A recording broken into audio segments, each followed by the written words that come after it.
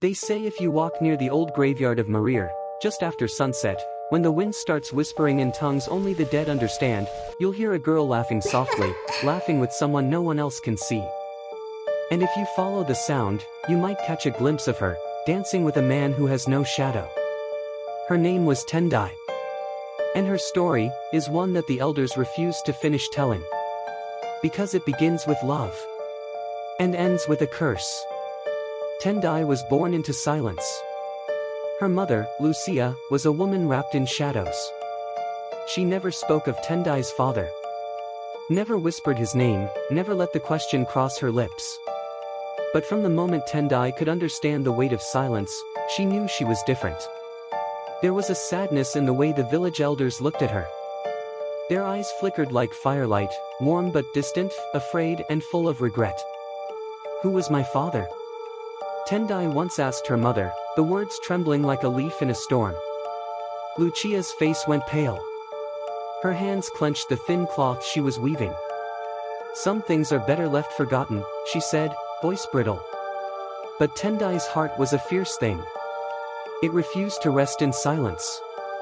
She grew up beside the graveyard, where cracked stones jutted from the earth like broken teeth. It was a lonely place, but it became her refuge.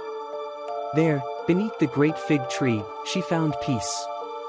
She would sit for hours, humming songs her mother had never taught her, songs she felt in her bones. Sometimes, when the wind was soft and the moon was full, she would swear she heard someone humming back. Someone is watching me, she whispered to herself one evening. Not to harm me, but to keep me safe. When Tendai was 15, the dreams began. Strange dreams filled with mist and voices just out of reach.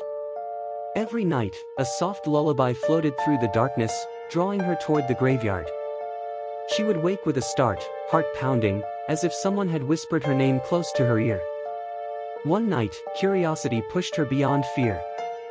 She crept out of her hut and walked barefoot through the cool grass toward the shadows. There, at the edge of the graveyard, she saw him. A man, tall and silent, standing beside a crumbled tombstone.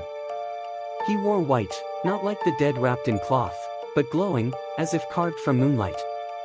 His eyes were deep pools of sorrow, and when he looked at her, Tendai felt her own soul stir. She opened her mouth to speak, but the words froze. The man bowed gently, then vanished into the night like smoke.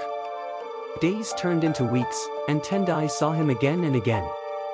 She was no longer afraid. He never spoke at first, only watched, waiting. Then, one